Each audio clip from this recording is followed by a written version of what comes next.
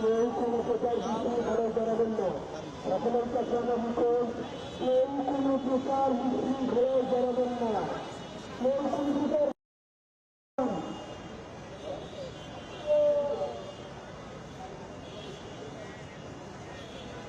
আমরা আগে জানতাম তারা আমাদেরকে নিয়ে মেলা ফিরিয়ে রাখবেন, সেটা আমরা আগে জানতাম।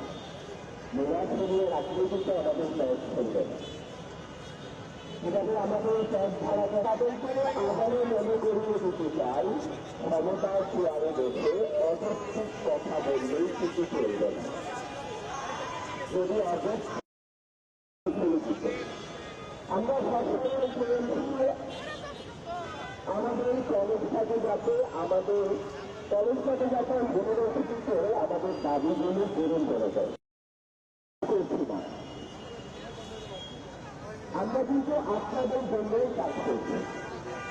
ঢাকা উত্তর সিটিতে কিন্তু কোনো পাবলিক ইউনিভার্সিটি নেই।